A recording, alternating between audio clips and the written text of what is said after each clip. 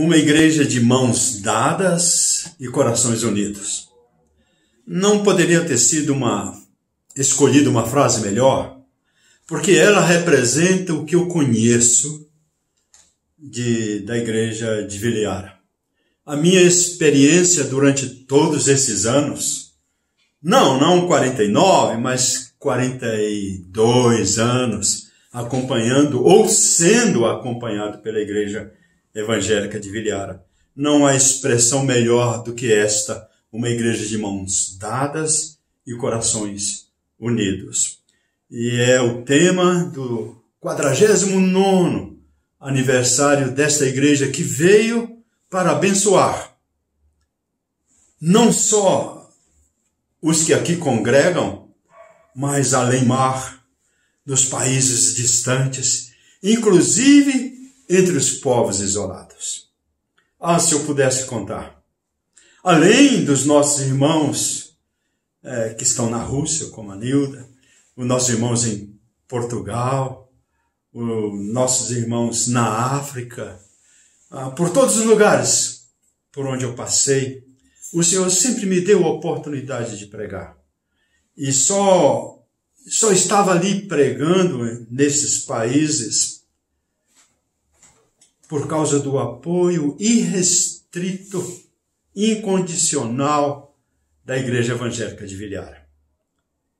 Ela completa 49 anos e merece todo o nosso abraço, o nosso louvor a Deus, mas nós, como missionários, é que sentimos que nós somos os abençoados, que nesta data de comemoração temos muitos motivos de louvores.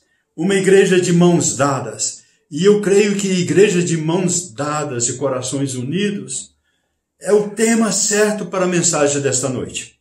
E quero trazê-la com todo o empenho do meu coração para que o Senhor alcance o coração de todo o telespectador, todo o ouvinte, todo aquele que assistirá a esta mensagem na comemoração desses anos. Começo com uma carta que recebi de um irmão da Argentina, já lida em uma outra ocasião, mas ela também se encaixa. Este irmão escreveu dizendo o seguinte: cerca de 500 milhões de cristãos são perseguidos na Ásia hoje, ano de 2021. No entanto, os especialistas indicam que em 2030 a China será o país com o maior número de cristãos no mundo. Mas como é possível que a igreja cresça tanto, apesar da perseguição? Pessoalmente, diz o autor, não acho que seja apesar da perseguição, mas por causa da perseguição, que a igreja chinesa se multiplica dia a dia. Imagine uma igreja que não desperdiça tempo, energia e dinheiro alugando ou construindo prédios, não gasta dinheiro em equipamentos de som, iluminação e multimídia e não investe tempo ou recursos em congressos, conferências ou outros programas de entretenimento. Menciono apenas os 3 itens que mais nos distraem no processo de fazer discípulos no Ocidente. Imagine uma igreja cujo foco principal é evangelismo, discipulado e comunhão, e você estará pensando na igreja chinesa. E, evidentemente, a igreja que eu conheço, a Igreja Evangélica de Viliara. O segredo do crescimento da igreja na China é o foco. A perseguição por parte do governo é tão severa que não deixa espaço para diversão.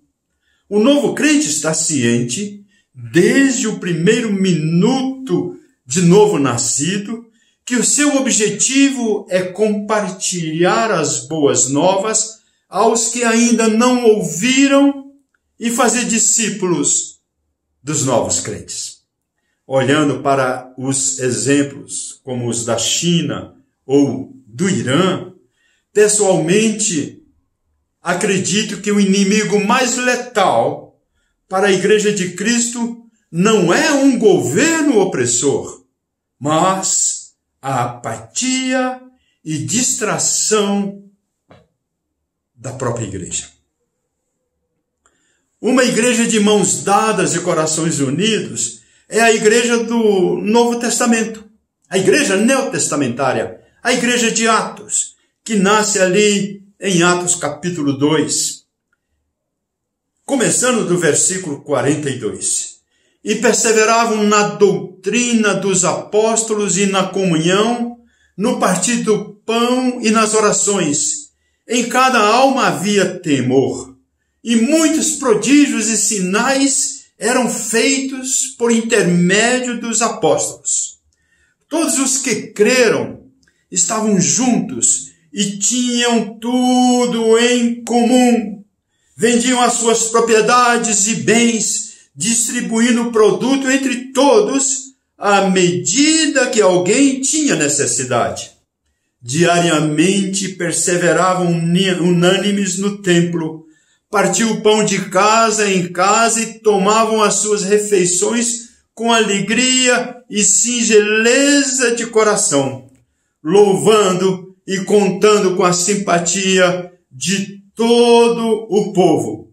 Enquanto isso, acrescentava-lhes o Senhor, dia a dia, os que iam sendo salvos.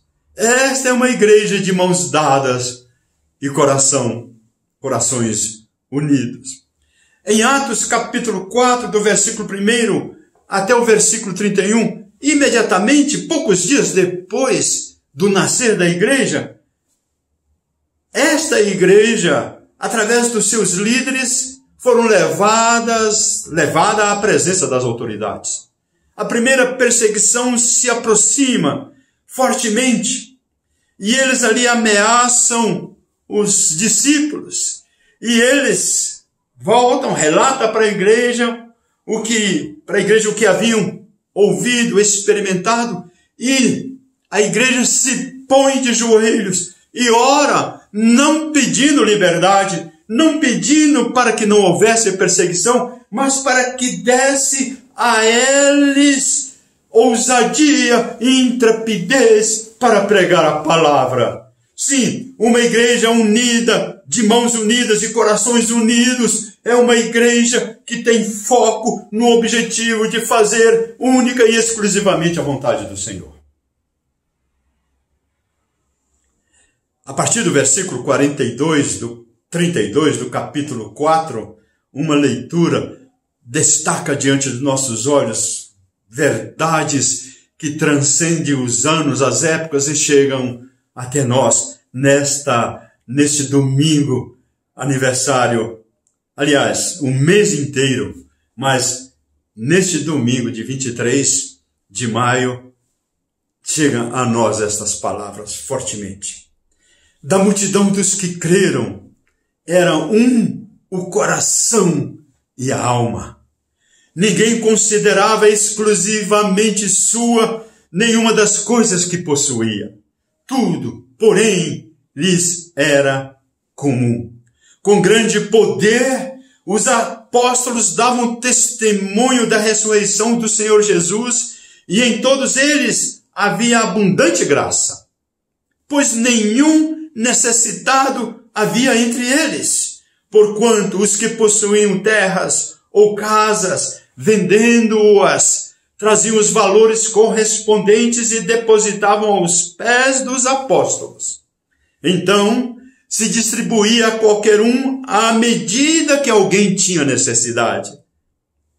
José, a quem os apóstolos deram o sobrenome de Barnabé, que quer dizer filho de exortação, levita, natural de Chipre, como tivesse um campo, vendendo-o, trouxe o preço e o depositou aos pés dos apóstolos. Terminada esta leitura, algumas verdades se destacam.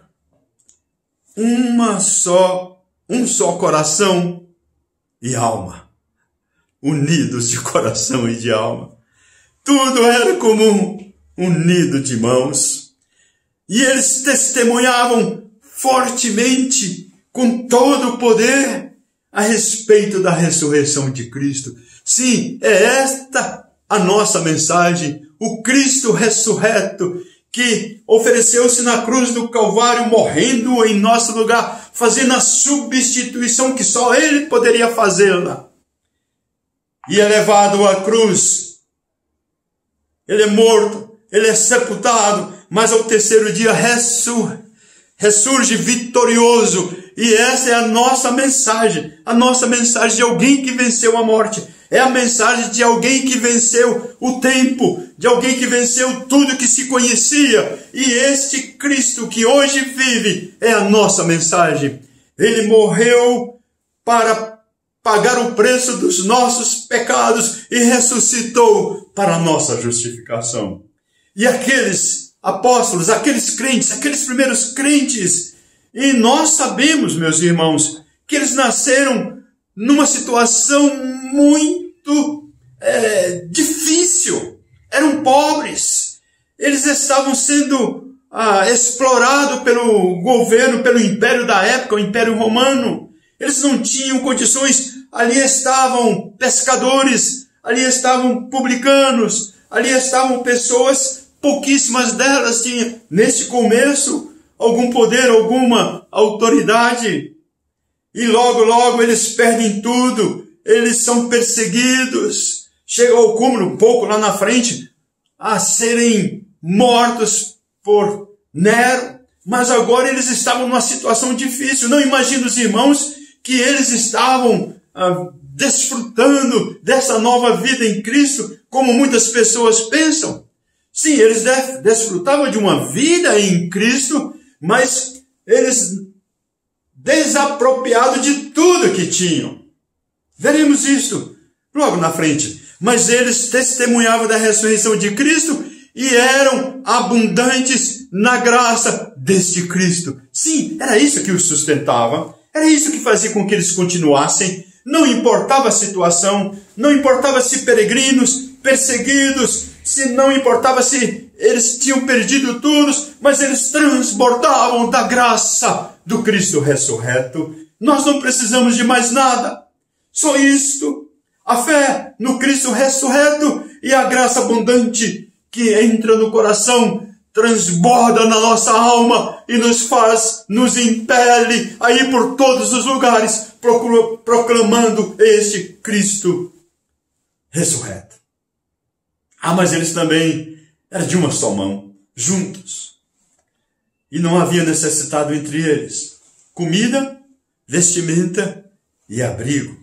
Sim, eles distribuíam entre eles.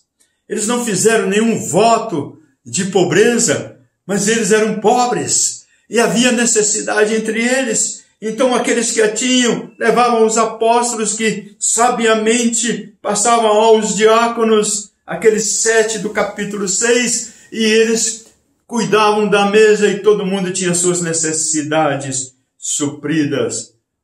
Meus irmãos, que manifestação genuína de um Cristo, de uma nova igreja, de um novo comportamento, de um estilo de vida que sobrepujava a tudo que até então era conhecido. E hoje, inclusive, é o diferencial dos verdadeiros cristãos. Mas o nosso texto continua e a igreja passa a ser perseguida.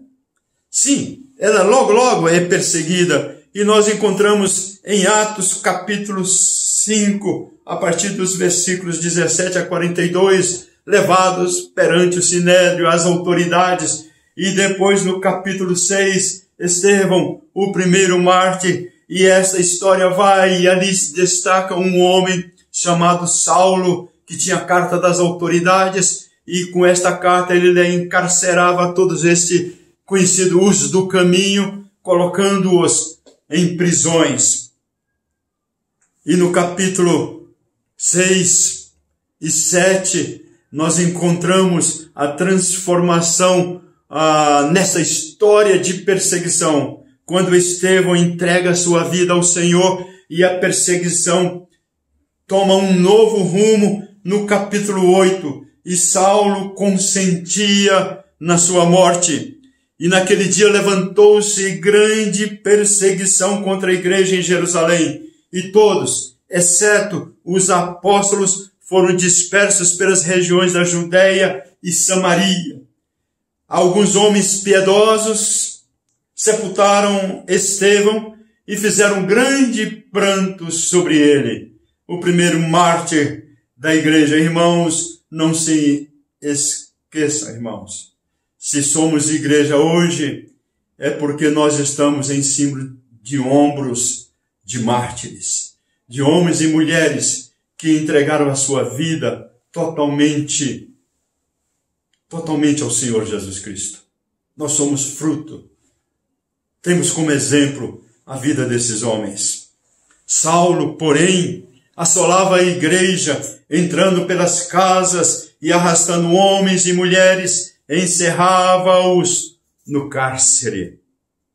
Entre mentes, os que foram dispersos iam por toda parte pregando a palavra. Meus queridos irmãos, uma igreja unida de mãos e de coração, ela mantém vivo dois aspectos muito claros: a unidade do corpo e o foco na pregação do Evangelho. A unidade do corpo e o foco na pregação do Evangelho.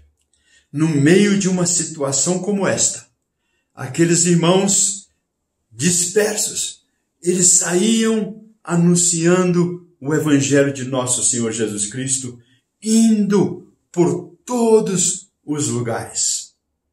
Eles não procuravam o benefício para si. Inclusive, não procuravam um lugar para ficar. Mas ali por onde eles foram dispersos, por onde eles passavam, nas regiões de Judéia e Samaria, caminhando, eles iam anunciando o Cristo ressurreto. Sim, meus irmãos, aprendo claramente que quanto mais temos comunhão com Cristo, quanto mais comunhão como corpo de Cristo, um só caminho rompe nessa comunhão e nos aponta a sair anunciando este Cristo Salvador. Nós não conseguimos contê-lo em nosso coração. Nós não conseguimos segurar as bênçãos em nossas almas. Elas transbordam e por onde nós saímos, vamos anunciando abundantemente coberto de graça o Cristo ressurreto em todos os lugares. Assim foi em todas as épocas. Comunhão com Cristo, comunhão com os irmãos, nos leva sempre a anunciar este Salvador por todos os lugares. Pensando nisto, meus queridos irmãos, eu quero lembrar de Mateus, capítulo 13, uma parábola que o Senhor Jesus Cristo conta a respeito do reino, a respeito do reino que ele estava apresentando. Começando do versículo 24, lemos o seguinte: outra parábola lhes propôs, dizendo: o reino dos céus é semelhante a um homem que semeou a boa semente no seu campo. Mas enquanto os homens dormiam, veio o inimigo deles, semeou o joio no meio do trigo e retirou-se. E quando a erva cresceu e produziu fruto, apareceu também o joio. Então, vindo os servos do dono da casa, lhe disseram: Senhor, não semeaste boa semente no teu campo? De onde vem, pois, o joio? Ele, porém, lhes respondeu: o inimigo fez isto. Mas os servos lhe perguntaram: queres que vamos e arranquemos o joio? Não, replicou ele, para que, ao separar o joio, não arranqueis também com ele o trigo. Deixai-os crescer juntos até a colheita. E no tempo da colheita direi aos ceifeiros: ajuntai primeiro o joio, atai-os em feixes para ser queimado, mas o trigo recolhei-o no meu celeiro. No versículo 37 do mesmo capítulo, encontramos a explicação desta parábola. E é aqui que eu extraio uma rápida meditação para não dar base ao que eu acabei de falar, mas mostra como está tremendamente conectado para que a igreja se ponha no seu devido lugar como mensageira da graça de Cristo a todos os povos. E ele respondeu, a partir do versículo 37, o que semeia a boa semente é o Filho do Homem. O campo é o mundo. A boa semente são os filhos do reino. O joio são os filhos do maligno. O inimigo que o semeou é o diabo. A ceifa é a consumação dos séculos. Do século, e os ceifeiros são os anjos. Pois, assim como o joio é colhido e lançado ao fogo, assim será na consumação do século. O campo, extraindo algumas lições, é o mundo. Aqui fala da dimensão geográfica. Aonde houver uma vida sequer, até ela nós devemos ir e anunciar esta graça salvadora. Sim, uma dimensão geográfica que vai a todos os lugares. Nenhum recanto desta terra deve ficar sem ter presenciado a passagem de um servo de Deus, de um servo do Senhor, anunciando a graça salvadora de Cristo Jesus. Todo o mundo tem que ser percorrido por cada um daqueles que conhecem a Cristo Jesus como Salvador. Você vai até onde você pode, mas vá até onde você pode. Não se contenha, não restrinja os teus passos. Vá e anuncie esta mensagem. Todos os povos. Sim, o campo é o mundo, fala da dimensão geográfica e fala de todos os povos. E nós devemos alcançar todos os povos. Nenhum deles sequer devem ficar fora. Meus queridos irmãos, uma notícia de primeira mão para vocês. Acabei de tomar nesses dias a segunda dose da vacina. Já tem aí quase um mês. Por isso que posso viajar.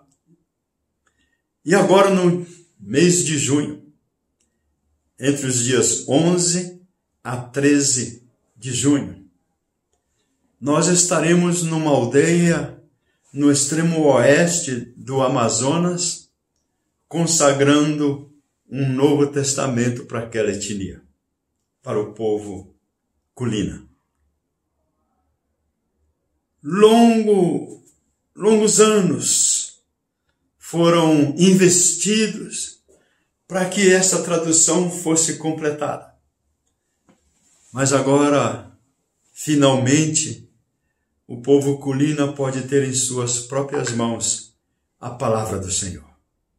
Sim, eles poderão ter em suas próprias mãos. E eles dirão, depois de ler, agora o Senhor fala a minha língua. Todos os povos, sim, todos os povos. E nós trabalhamos para isto, irmãos.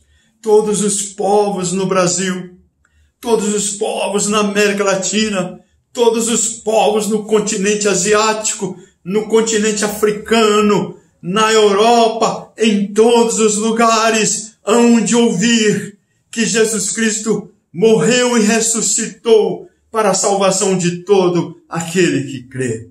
Sim, investiremos as nossas vidas, os nossos recursos, de mãos dadas, de corações unidos, um só povo, uma só alma, tendo Jesus como cabeça, nós iremos até os confins da terra e anunciaremos que Cristo Jesus é o Salvador, e todo aquele que crê invocará o nome do Senhor e será salvo.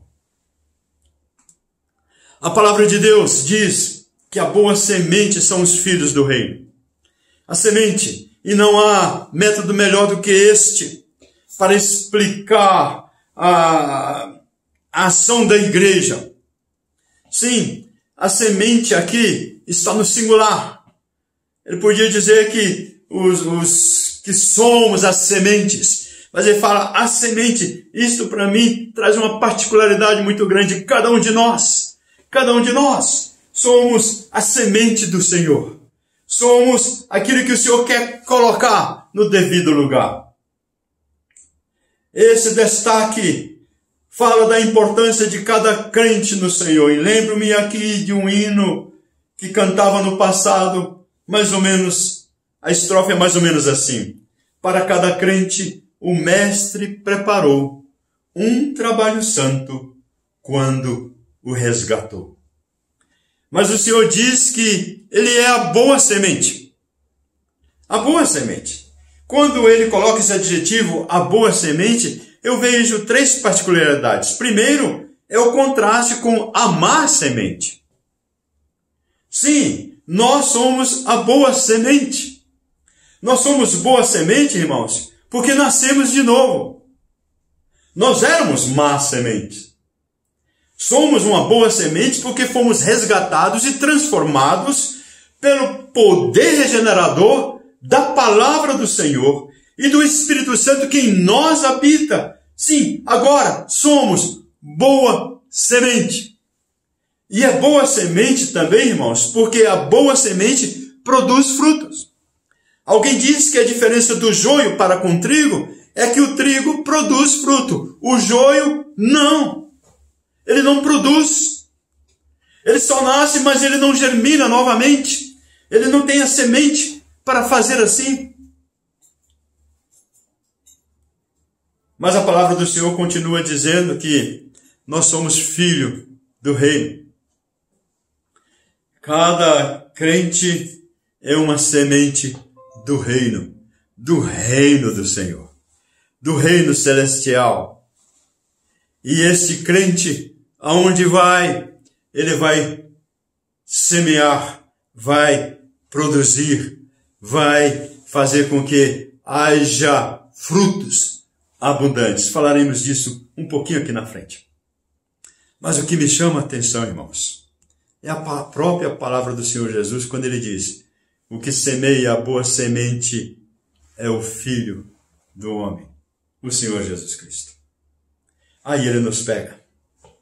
Ele nos pega como o semeador coloca no seu alforje e ele enfia a mão no alforje, enche com a boa semente e ele lança. E ele vai lançando a boa semente. Ele que faz com que nós cheguemos nos lugares que Ele quer que cheguemos. Ele é o semeador. Meus irmãos, como bom semeador, ele tem um cuidado com a terra que vai receber a semente. Alguns de nós falamos de lugares tão difíceis.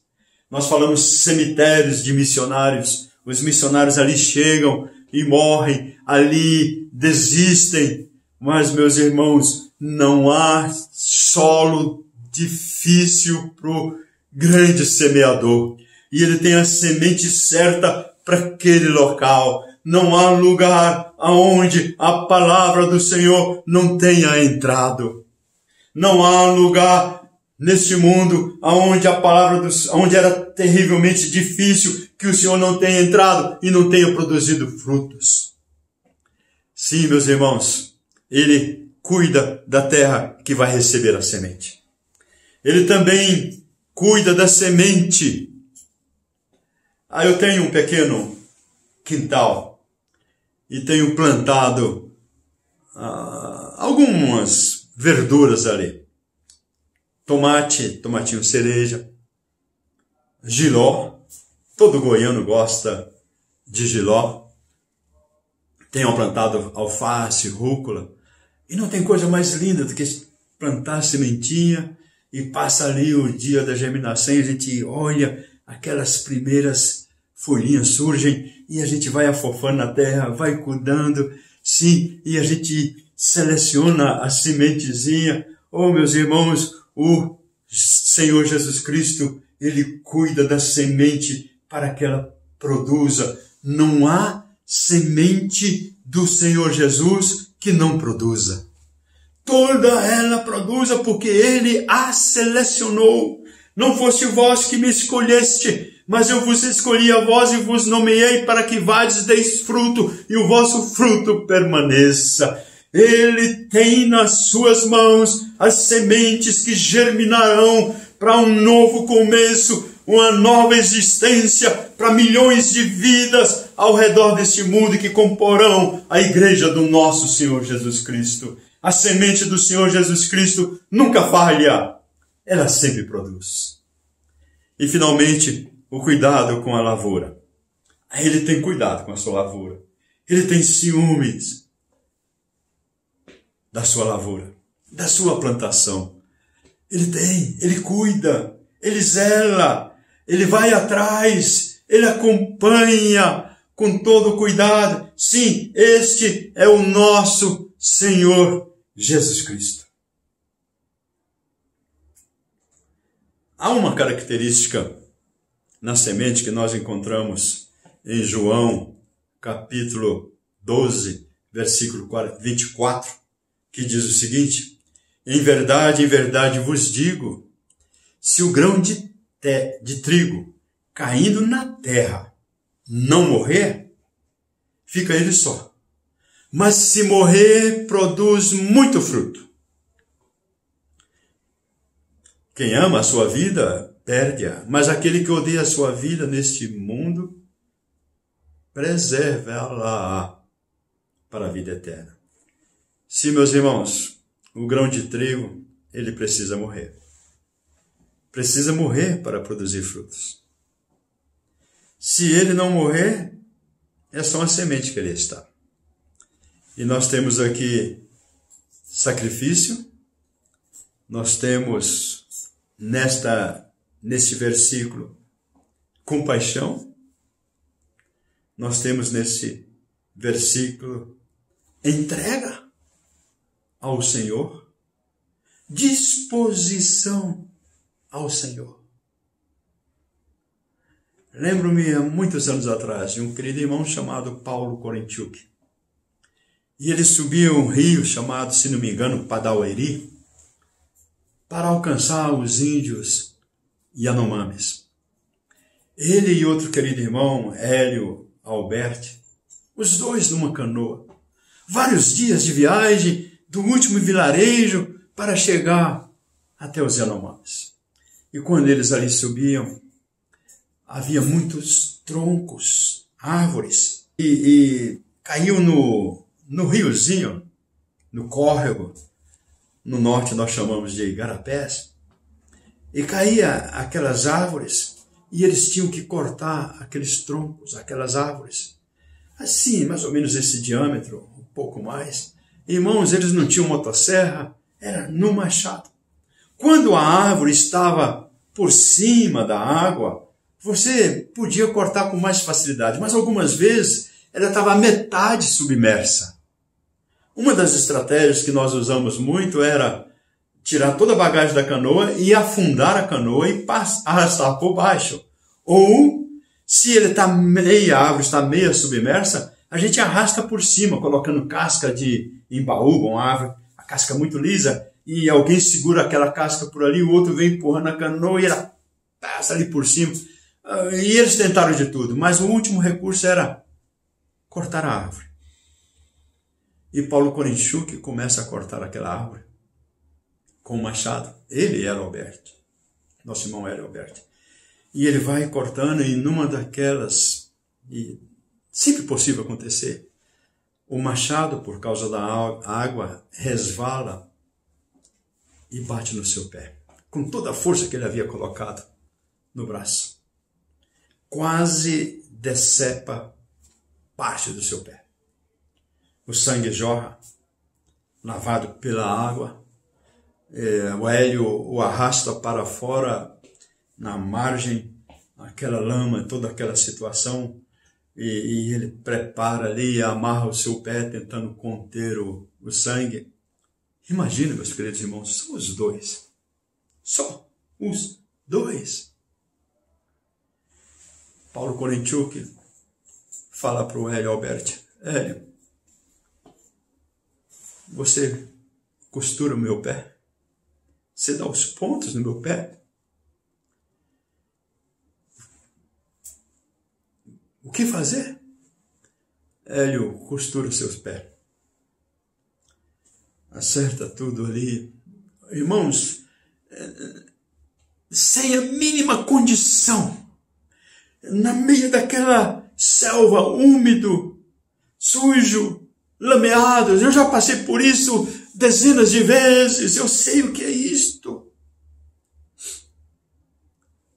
E Hélio ora. Paulo Korinchuk, no outro dia, com aquelas dores atrozes do pé, do osso cortado, ele não aguentando mais de tanta dor. Paulo Korinchuk pede para o Hélio, dizendo o seguinte: Hélio, você faz um favor para mim? Escreva o que eu vou dizer agora e depois envie para as igrejas. Para a igreja brasileira. O Hélio, com o coração apertado, diz: sim, Paulo, posso escrever? E aí ele diz: diga para a igreja que eu estou morrendo. Mas eu estou morrendo, alcançando um povo para Cristo Jesus. O Hélio escreveu: irmãos, Deus foi tão maravilhoso